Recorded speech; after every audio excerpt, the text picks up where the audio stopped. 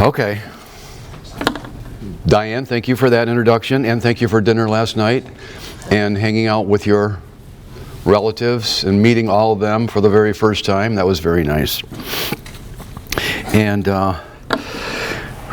like Diane said, I'm a president of Veterans for Peace. People say thank you for your service all the time for me, but I would say my service is right now is as a president of Veterans for Peace and trying to work tirelessly and endlessly for the end of war, not only for our country but for the world. Allow me first to, I want to recognize two events or people that are over, nurses. I don't know if there's any nurses here, but the nurses, I just want to say that the nurses that were in Vietnam that saved so many lives, they were underrated. And when they came home, it was kind of similar to us veterans, a lot of us Vietnam veterans. They weren't recognized, they weren't thanked, and they saved so many lives. And actually I read a book recently, it's called The Women. If anyone has ever read that book, it shows just exactly, from my experiences, what they did in Vietnam. And I can't imagine, I always wondered since Vietnam how they came back into a hospital setting and worked where they had been in Vietnam treating injured and dying soldiers for all these years, intensity every moment. How they went back and then they were treating people in the emergency room, they had a hangnail, you know. But they did, and so I appreciate them, and I just want to shout out to the all the nurses. And the other thing I want to mention before I start is there's up to 17 veterans a day. It's down from 22. 17 veterans a day commit suicide, take their lives, and it's a remarkable figure. It's a sad statistic, and which brings me to the importance of, no matter who you're talking to in your life, you don't know what's going on in their world. You have no idea. They could be smiling, but inside they could be hurting. So it's so important to be kind, because you could be saving a life. You could be saving a life when you're kind. So with that, okay. My book, The Good Hike, it's about my experiences on hiking the Appalachian Trail, and also about my participation in the conflict in Vietnam. Actually, when we came back from Vietnam, my friend and I went down to join the VFW because they had cheap beer. And they wouldn't let us join because it wasn't a war, it was a conflict. So the Veterans for Foreign Wars wouldn't let the Vietnam veterans join at that time. They do now. But anyway, I'll bounce around. The book goes back and forth. I'm on the trail and I'm in Vietnam. I'm on the trail and I'm in Vietnam as I have flashbacks. So when I'm doing this presentation, this short little presentation I'm going to do right now, I could bounce around. So please bear with me. As Diane said, I was living at home. I was 19 years old, and a couple of my friends were talking, said, I'm just really tired of living at home. I really am. I'm just tired of my parents. I love my parents, but I don't want to be around them anymore. So we rented a house, a furnished house. Myself and two other friends rented a furnished house, and we dropped out of school for one semester. At that time, there's a lot of pressure on you to stay in school, but we figured no one will know. So we dropped out of school for one semester, re-enrolled for the following semester, and then we had this furnished house, and we probably had too much fun while we were living there. And little did we know that kitty corner across the street from 122 Mayfield in Grand Rapids lived a member of the draft board. And we all got drafted the same day. They wiped our whole house out. The fun ended. And my friend Bill got infantry. I ended up getting infantry, and my friend Steve got air reconnaissance. But luckily we all survived and came back. And so then I bounced around the country. I knew when I came back from Vietnam, I was a different person. Didn't take me long to figure that out. I was home one day. I was so excited to be home. When I got home and saw my friends and my family, who I love so much, I realized I'm a different person. I was only 20 years old, or just turned 21, and I'd seen so much bloodshed and death and dying. So I had this, I didn't know it at the time, but when I went for a walk in the woods, I was very scared. I couldn't be in the woods without feeling really edgy. I'd sweat, and I just never come looking for snipers and looking for someone to have a bead on me, and that's the way it was. And so eventually, after I retired from work in 2008, and I started picking up equipment, and like dummy led that I am, I said, okay, I need to conquer this demon inside me of being afraid of the woods, because when I was growing up, I loved being in the woods. So I embarked on a one day at a time, one step at a time, 2,178.3 mile hike of the Appalachian Trail. Now, if you get off the trail, of course, you're walking around, you don't have a car, so you probably end up walking 2,600 miles by the time you get done. But my son dropped me off. My second son dropped me off, and he told me, gave me a hug and said, Dad, call me when you're ready to get off, because I was just going to see if I could do it, because I was going to be doing the same thing that I did in Vietnam, minus guns, minus hand grenades, minus any of that stuff. And I didn't know if I could do it or not. The very first day, when he dropped me off at Amicalola State Park in northern Georgia, it's about 70 miles down from North Carolina, I took off from Amicalola State Park to walk 8.8 miles up to get to the beginning of the Appalachian Trail. Now, don't ask me why that 8.8 doesn't count. I always wondered that. This is bad. This is because it was from Amicalola State Park to the top of Springer Mountain, which is the beginning of the trail. It's 8.8 miles, and it was sleety, rainy, snowy. It was horrible, cold. And I get up there, and when I get up there, because I didn't see anyone all day, no one, zero. And I get up there, and it took me about almost 8 hours to walk 8.8 miles. I was beat. When I got up there, I saw all these people around. They were all in their tents, and they were in the shelter. And they were eating, and they were carrying on, having fun or whatever. And I pitched my tent, and I wandered over to this guy that was tented next to me, and I said, hey, is everyone just waiting around here for the weather to clear or something like that? Because we're at the beginning of the trail. Why aren't they on the trail? Why aren't they walking? And he said, well, we just got here today. Well, I said, I didn't see anyone past me today. I left at 9 a.m. He said, there's a parking lot right down there. So they just walked up here, they're on it. So I did the 8.8. I'm still counting it. So that'd be more. Anyway, so I started off, and at first, of course, there was a lot of people, and even though you hike your own hike, there was a bunch of people, but I didn't want to be around anyone. I wanted to be by myself, and I had a lot of fear, had a lot of anxiety, because this is exactly what I did in Vietnam.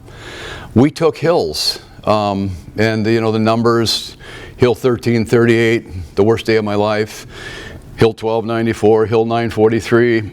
That's what we did. We would go up hills, and hopefully there'd be no enemy up there. And if there was, we were in for a bad day. And we were grateful when there was no enemy up there. But that's what I was doing, minus all the weaponry.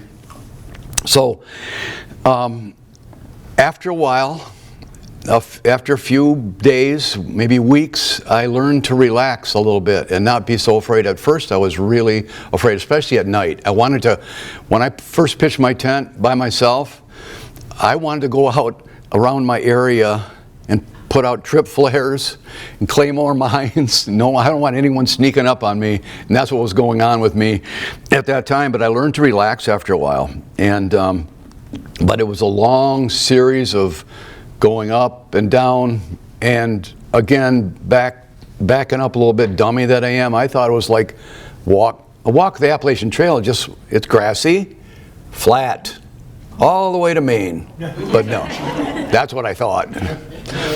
It wasn't that. It was this. And so hill after hill. I wasn't meaning to write a book about it, but I was going to religiously keep a journal. I mean, at first I wrote every day, but then I was so tired after every day I couldn't write, so I just write bullet points. And I wasn't going to write a book about it. I was going to just, when I got done, compile everything I had and give copies of my journey to my kids to try to maybe inspire them to do something epic in their lifetime, whenever that was. And so I did. I kept it, and through that and through the journey, I should back up and say for 40 years I tried to write about Vietnam. But every time I'd get to a point where I'd have to relive a horrible and horrid memory, I'd stop. And I might pick it up 5 or 6 years later, 7 years, try to do it again, couldn't do it. But after I did the trail, I could, because when I was on the trail, of course every single day I thought about Vietnam. I still think about Vietnam every single day now. But anyway, my fear subsided. And then hiking the trail, it's inspired me to write about Vietnam and to write about my experience on the trail too, because the people of the trail, they have my heart. I mean, they helped me heal. None of them knew what I was going through as far as my post-traumatic stress, PTSD, but they helped me with just their love and the people on and off the trail. But a little bit about the trail. People like to ask questions like, what did you carry in your pack? And well, I'm glad I have my glasses. I just want to tell you what I carried in my pack. I want to compare it. Here's what I carried in my pack, my backpack. I carried a tent, poles, stakes, a sleeping bag, thermarest, water filter, water bladder, water, 5 days worth of food, a stove, a fuel, lighter, cooking pans, a spoon and fork, toothpaste and toothbrush, first aid stuff, long underwear, fleece, rain gear, 2 pairs of socks, a journal, a book, garbage bags, a headlamp, camp shoes, a through-acre handbook and a map, baggies for litter, toilet paper, duct tape, a cell phone and a charger, camera, rope, and a multi-tool. And so I compared that to what I might tell you that when I was in Vietnam, I didn't keep a journal. So everything that's in this book is just right here. I carried in my pack in Vietnam a rucksack, a poncho liner, air mattress. That lasted 3 days and they got tore up, and then it was sleep on the ground for the rest of my tour. Iodine tablets for water purification, 7 canteens of water if possible, heat tabs or C4 for cooking, 9 meals of sea rations when we got resupplied, toothpaste and toothbrush, letter writing stuff, maps, Instamatic camera, 15 sandbags to be used multiple times, entrenching tool, which is a shovel, machete, a knife, 100 rounds of machine gun ammo, 400 rounds of M16 ammo, 1 pistol belt, 4 hand grenades, 2 trip flares, 1 claymore mine with cord and detonator, and an M16. And after I was over there for 3 months, I carried a Prick 25 radio, which weighed 25 pounds. I was a radio telephone operator. That weighed 25 pounds. The extra battery weighed 5 pounds. When I was in September I got there in July of '67. In September, I hurt my knee on a combat assault, jumping out of a helicopter, and when I weighed in at the hospital, I weighed 100. I went over there weighing 180, and when I got to the hospital, I weighed 128. Oh, wow. I lost that much weight from stress and going up mountains and not eating properly. And so anyway, that's that.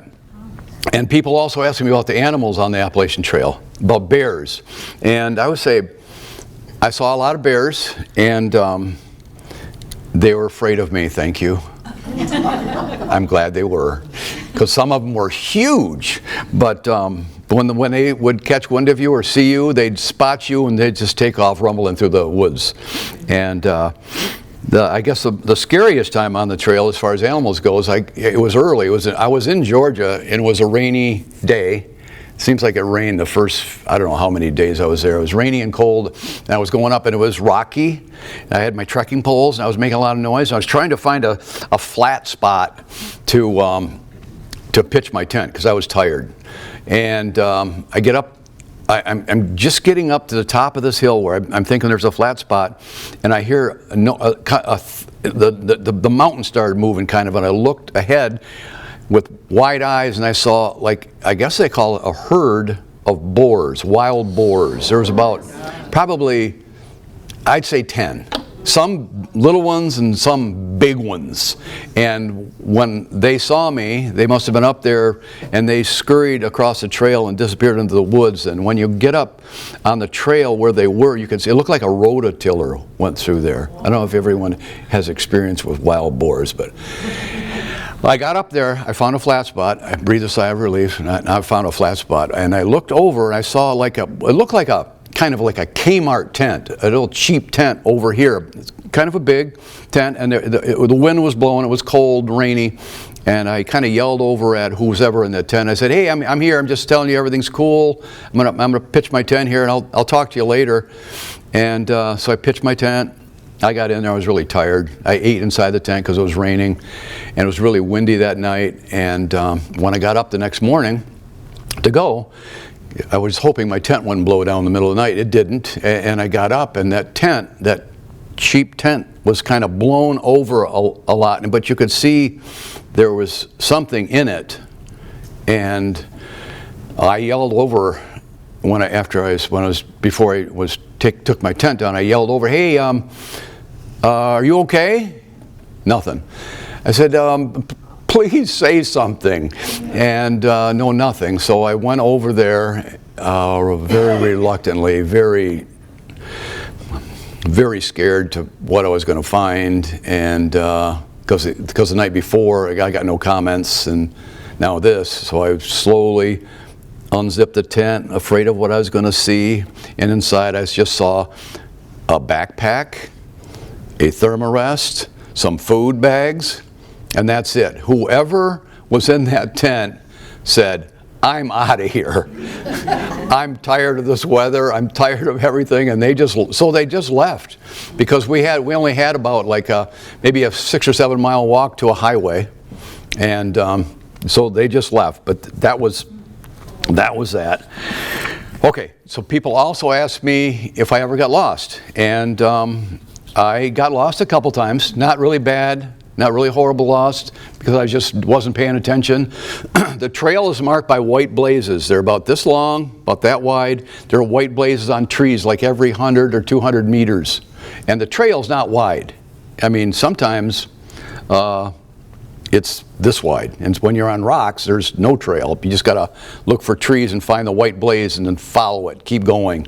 And so the white blaze, and then there's blue blazing.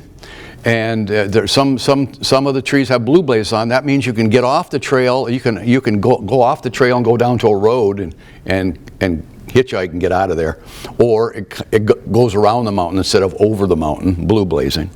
Then some people yellow blazed, yellow blazing is when you get off the trail, you blue blaze down to a road, you stick your thumb out and you hitchhike up the road 200 miles to get back on the trail and say you hiked the trail.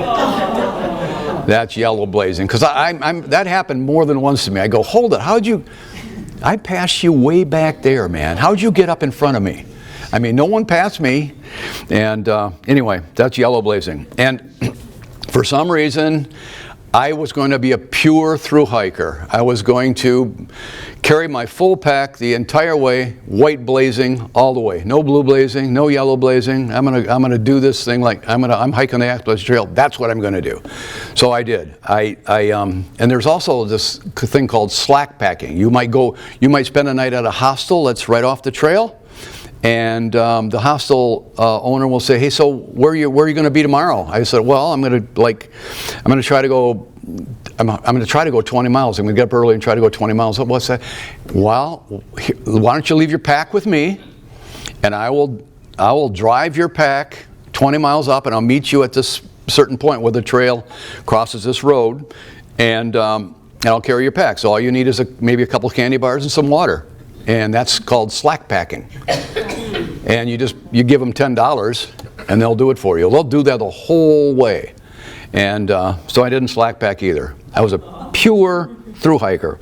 And so I hiked alone for the first 400 miles or so. And then a friend of mine, a woman friend who was going to hike 100 miles, she came, met me, and she ended up hiking 1,800 miles all the way to the end.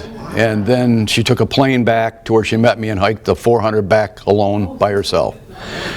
So that was pretty impressive. Some people ask me, how do you stay dry? You don't stay dry. And even if you have your rain gear on, it's sometimes raining so hard you cannot stay dry. And one of the hardest things for me to get used to, which I never did get used to, by the way, is when you get up in the morning and it's raining outside still and you have to go. Because you don't, well, I'm going to stay in my tent here for 24 hours. No, I'm already wet. So you get up after being in your sleeping bag and warm. You wake up, it's getting light, and you, oh no, you got to put on wet socks, wet shoes, wet shorts, wet shirt, tear down and start walking. And so, because you want to keep the dry stuff dry. You don't want to put on your dry socks if they're going to get wet again, because now you don't have this psychological thing when you get to your night location, you got dry stuff to put on. Not all my stuff's wet. So anyway. That's what I did.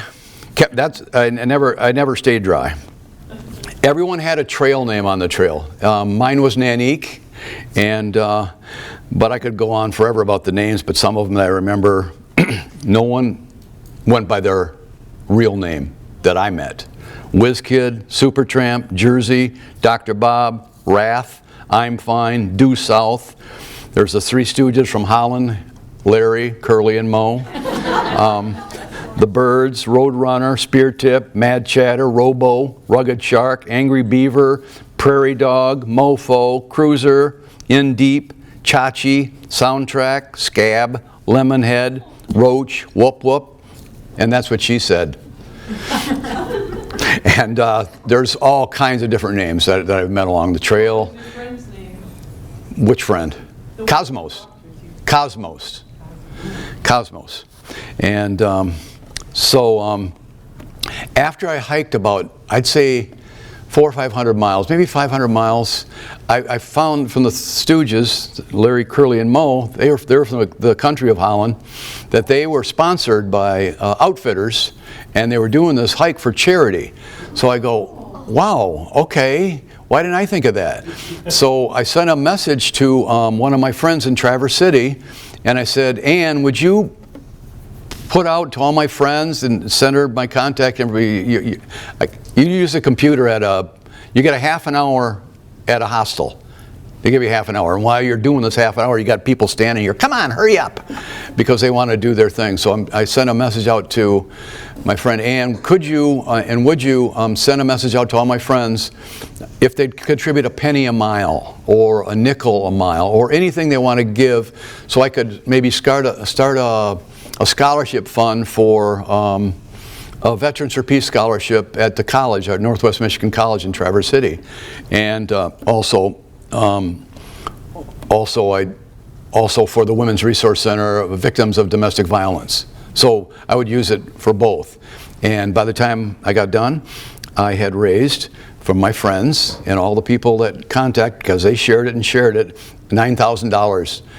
And the scholarship is now endowed because we've had fundraisers since then. So every year we give a Veterans for Peace scholarship up there.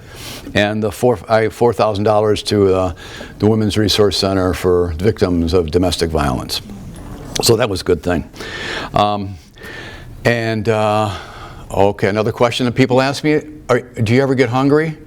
Has everyone gone on a hike for 3 or 4 days, even 3 or 4 days? If you haven't, it was eerily similar to Vietnam, because in Vietnam we talked about food all the time, and how hungry we're always hungry. You're always hungry, and my mentor, the woman I talked to that told me about the trail and what to look for, she said, you're always going to be hungry, so you need to resign. You're always going to be hungry. And I said, okay, whatever, I can deal with that. And then the guy that helped me, outfitter, giving my equipment, he said, you're always going to be hungry, always going to be hungry. And I was always hungry. And I just want to share with you, you're so hungry that there's this place in Virginia called the Home Place. I heard about it because word on the trail filters down, up and down the trail. It's like a soap opera. Rumors. And that there's this place in Virginia, and we were 300 miles away from it, that it's called the Home Place, and it's a Victorian house in the middle of this field, and on certain days they have all you can eat food.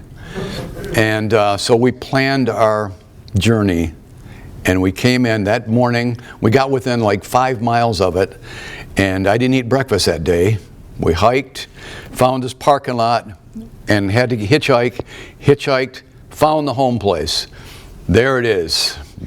Good luck. I see it. I said, good luck to you, because I'm coming in. And I wrote down here what I ate at this Home Place.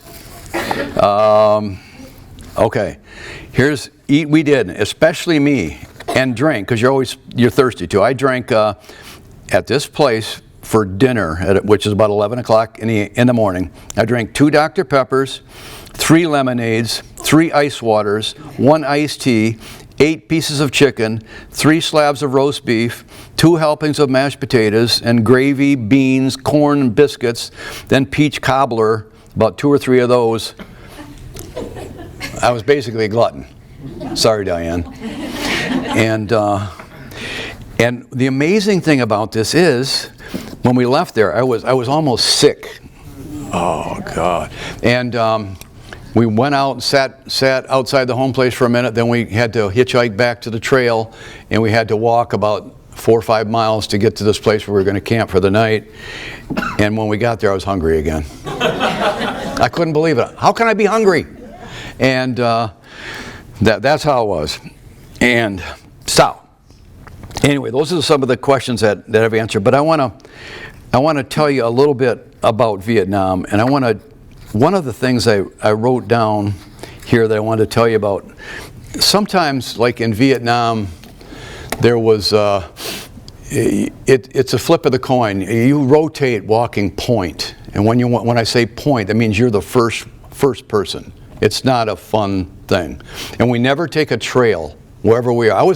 I was stationed in near the Cambodian-Laotian border. I don't expect anyone to know where that was, but it's all dense jungle, and it's in the Central Highlands.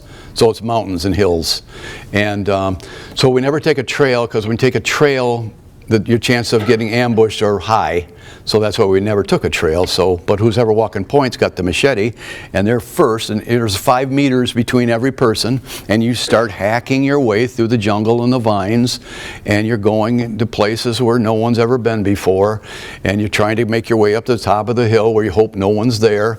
So you got the stress of doing this, making a lot of noise, and for the North Vietnamese people, when I think about this, the North Vietnamese army, who were our enemy at the time, they must have said, here comes the doofus Americans. Listen, here, you can hear them hacking their way through the jungle. They're coming. And anyway, I was hacking my way this one day, and I see there was paper in the vines. There was like litter. And I go, no one's ever been here before. How could there be litter out here? And so I grab this piece of paper, and I grab another piece of paper, and there's something written on there. I stick it in my pocket. We all make it to the top of the hill without resistance. We dig our bunkers, which we did every night. And then I sat down and I started reading. I saw, here's one of them. It was about this big. On one side of it, there was a steel pot, like we wore, with a hole in it and a daisy coming up through it. And on the other side, it said, Lyndon Johnson was our president at the time. It said, hey, LBJ, how many kids did you kill today?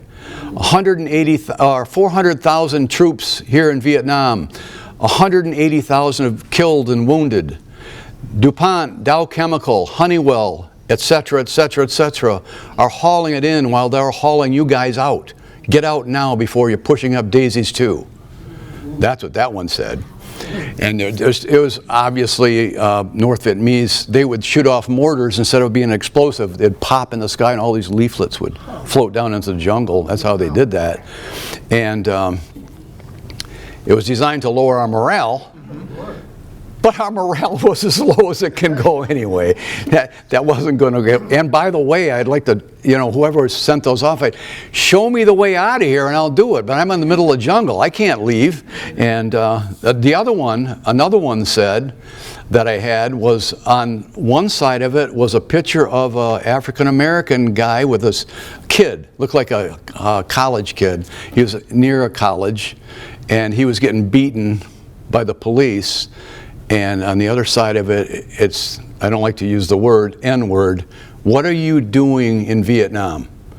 Why are you fighting a white man's war? When you finish here in Vietnam, if you're lucky enough to make it out alive, you're going to go home. You're not going to be able to get a job. You're not going to be able to eat at the same counter with your white people that are sending you here.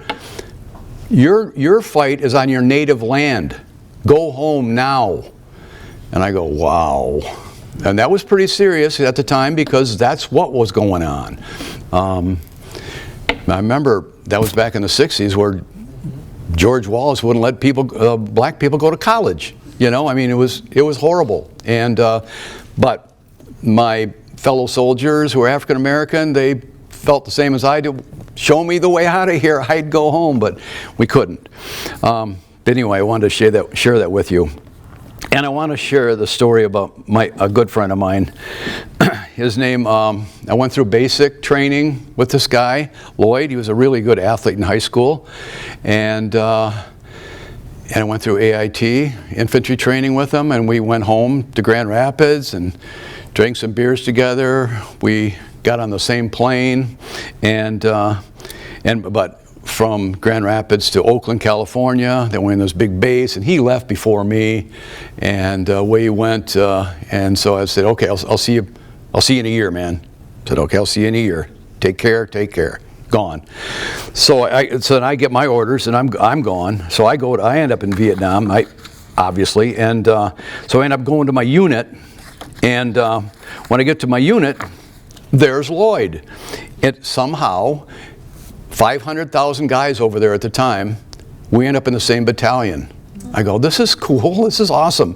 But he ended up in C Company, and I end up in A Company. But we fought. We were in many battles together. He was like, sometimes we usually traveled in two companies, C and A or B and D, two companies together, usually not one. And but if we were separated, when we did make contact with each other again, it was comforting to know that he was okay, and he felt the same about me. I mean, we were really good friends, and so I just want to share this with you if I can. I said Lloyd was in C Company, I was in A. I always checked on his status and he mine.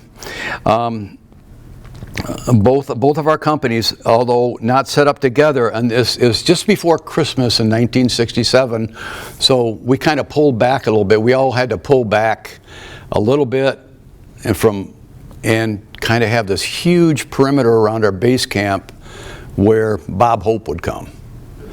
And the infantry people couldn't see Bob Hope. The ones who were actually fighting the war, we couldn't see Bob Hope. The people that saw Bob Hope were the people that were stationed back in base camp. And I understand we couldn't go back there. But anyway, we were in a fairly secure area, and so the contact with the enemy was really minuscule. I mean, we weren't really concerned about it. But it was a bright, hot, sunny day. I was reading my mail when someone said they had heard that a sniper had fired into the C Company perimeter, and someone may have gotten hit. And so I hustled to our command bunker to find out what was happening, and Captain Foy, our company commander, he was monitoring the radio. He was speaking with someone from C Company, shaking his head. I waited, and for some reason I had a bad feeling.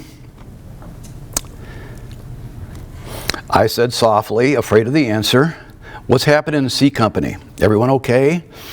When he was done with his radio contact, he said, they had a sniper fire. They had one round. Captain Foy said one of the guys was making a tape for his mom to send home, sitting on his bunker, and a bullet hit him in the left shoulder and pierced his heart. KIA. KIA means killed in action. And I gulped and said, "Do you have a name?"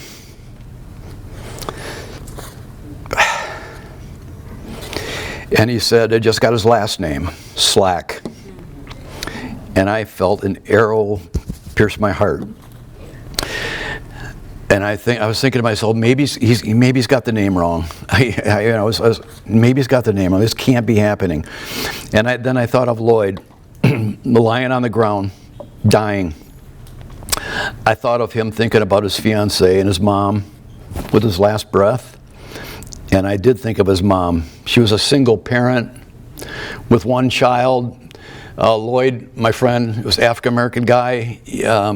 Was raised in Mississippi. They had to leave Mississippi because of all the racial discrimination, and Lola and Lloyd moved to Lowell, Michigan to escape that. And I thought, Lloyd's going home. And his mom would open the door. The two uniformed soldiers standing there, they would say something like, "I'm sad to inform you, your son, Lloyd, died as a result of hostile fire in Vietnam, and she would never be the same."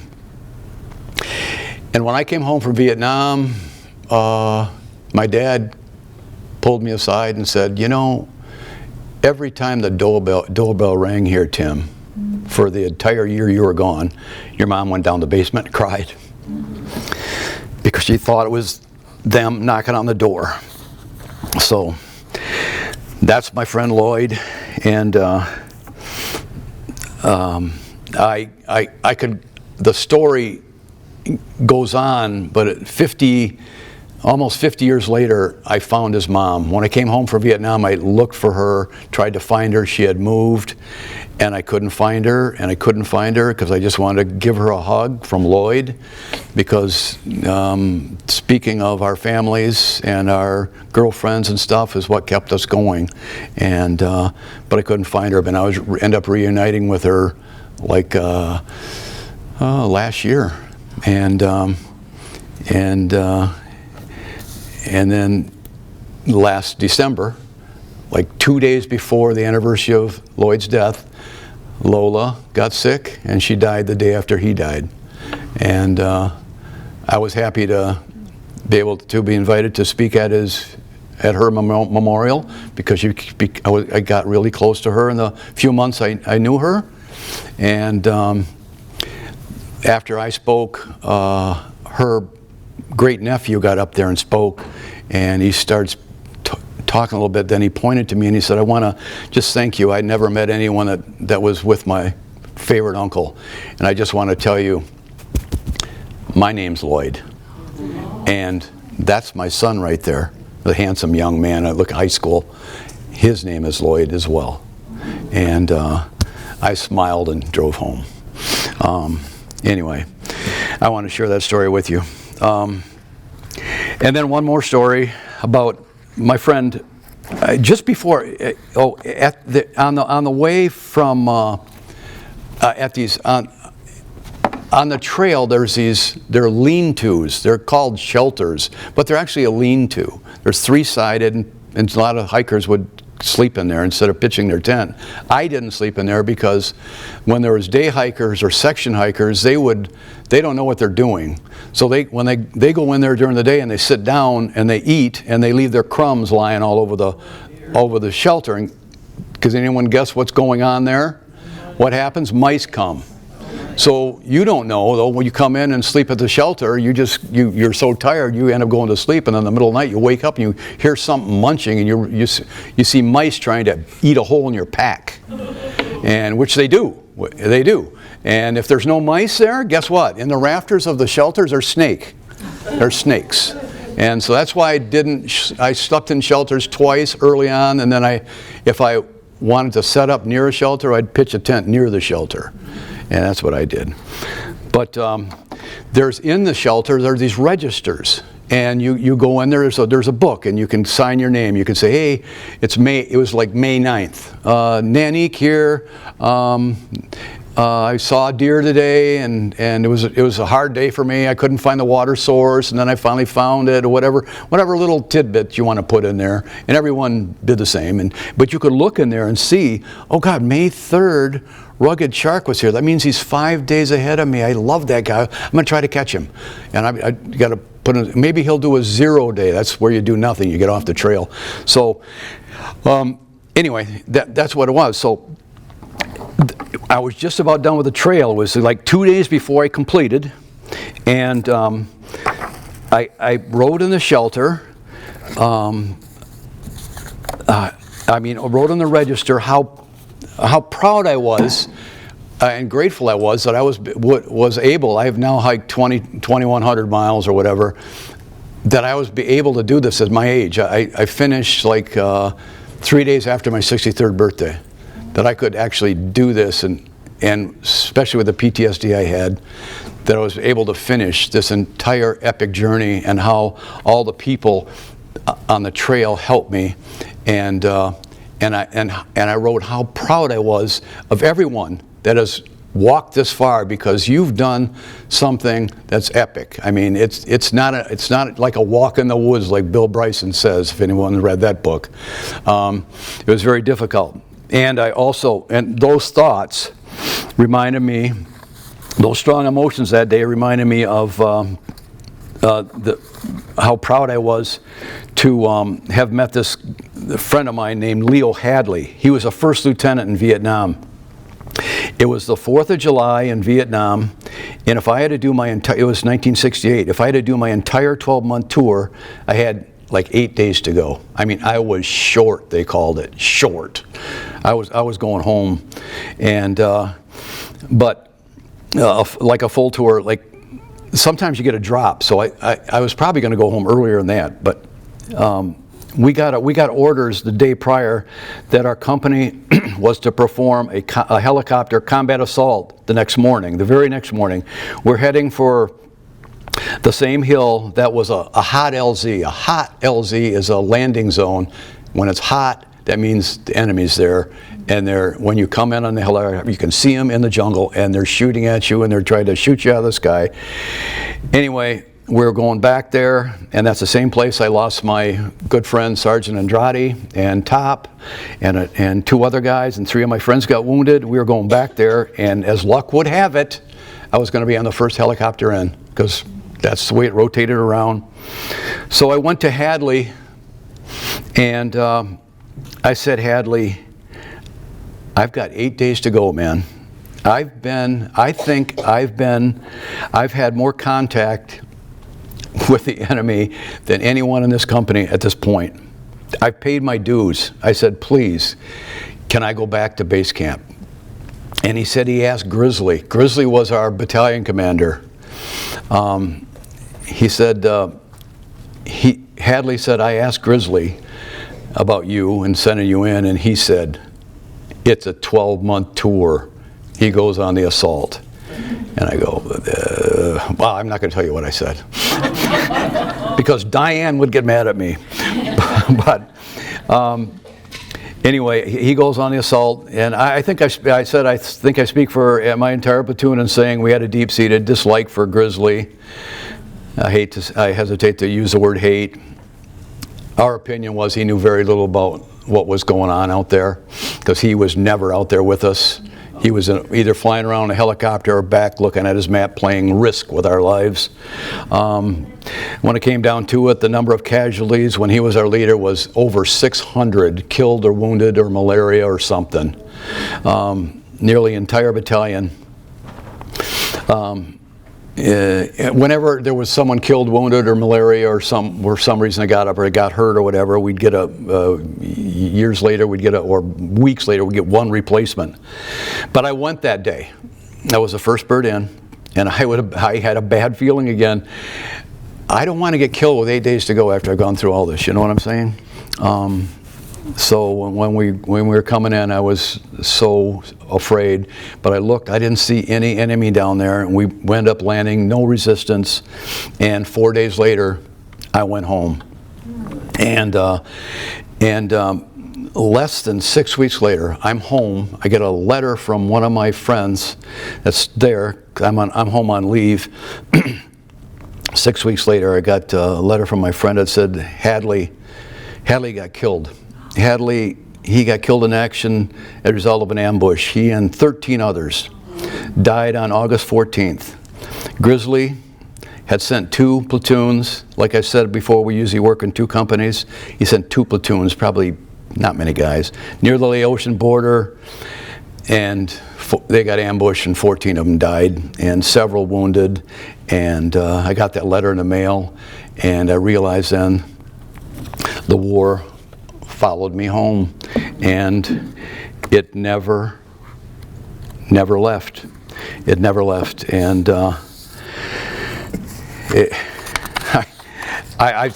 the way, I'm in contact with Hadley's sister to this day, and she knows, and Emily's met her. We've had, when we go to Mexico or travel out there, I always meet her. They live in Manhattan, Kansas, and he's a special guy. But I tell people, both on and, as far as the Appalachian Trail goes, those people that I met, when people ask me about what was the highlight of the trail, was it the beauty, the animals? I go, no. That was all well and good, but it was the people I met on the trail, the people that I hiked with occasionally. We never hiked. Usually I didn't hike with anyone for more than 2 or 3 days straight, because sometimes you're hiking faster, sometimes you're slower, and you lose each other.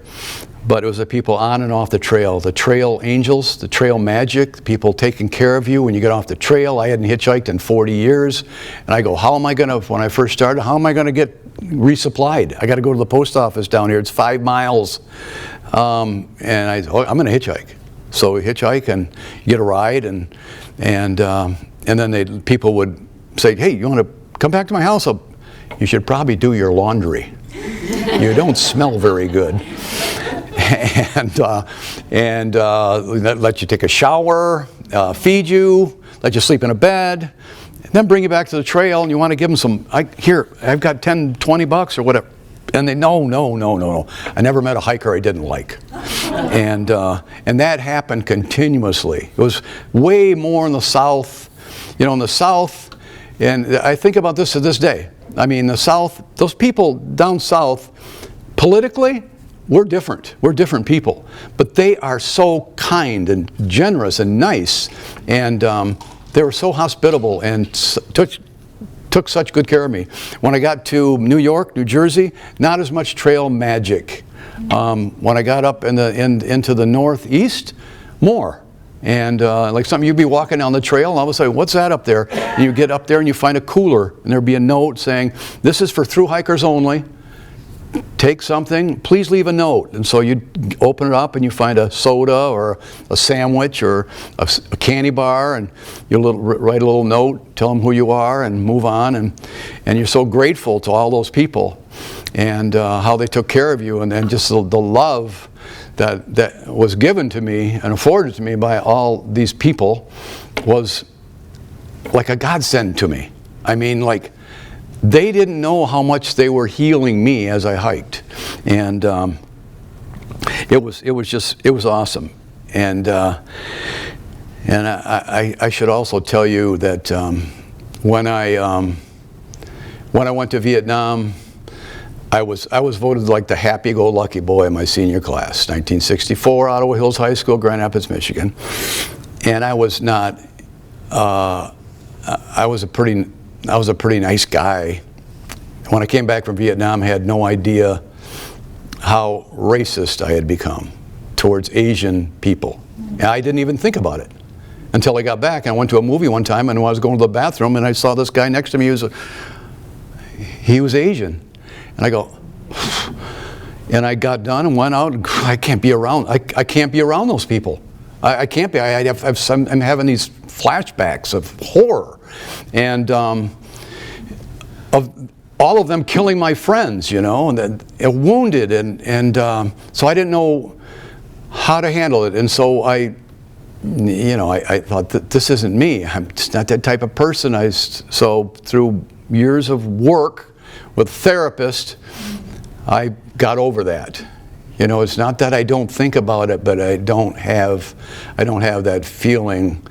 And like, I think Diane put this Nanique.com here. Yep. After I did the trail, I was afforded, I had the courage to go back to Vietnam, which is what I needed to do.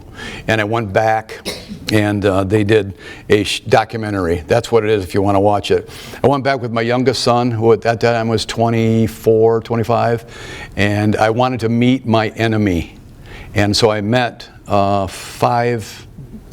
former NVA soldiers, North Vietnamese Army soldiers, my age, that I fought against in the battle for Dak To. Met them, had a translator, we talked. And so doing the trail, going back to Vietnam, the Vietnamese people were so kind to me. I couldn't tell you how kind they were to me. And this Mr. Tuitt, this guy who had been wounded 9 times, after I went back to, we went back to Hill 1338, went back with my son to remember my friends lost. And that's in the film. And this Mr. Tuitt guy, the North Vietnamese Army guy who had been wounded 9 times, he had been calling my phone and wanted to meet with me one-on-one. I had already met with 5 or 6 of them, but he wanted to meet with one-on-one. So I don't think I can do it. I'm emotionally spent here, but I did. I ended up doing it. It was a highlight of my journey, meeting him and talking to him. And I just want to tell you what he said to me. This is kind of one. I asked him somewhere in our little conversation, because he was from South Vietnam, but he fought for the North, and we American soldiers, we couldn't go home we had to do our tour, then go home. We couldn't go home in the middle of our tour. I asked him, you're from South Vietnam, did you ever go home while you were fighting for the North? You were fighting in the South, but did you ever go home to your hometown and say hi to your family or whatever? He said something in Vietnamese. I didn't know what he was talking about.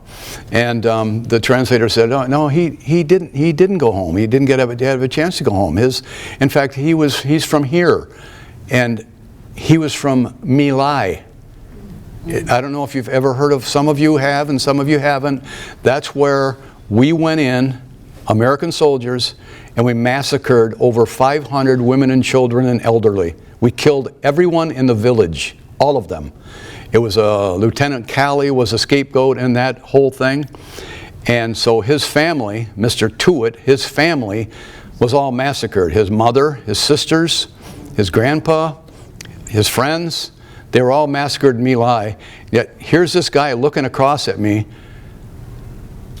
with forgiveness in his eyes.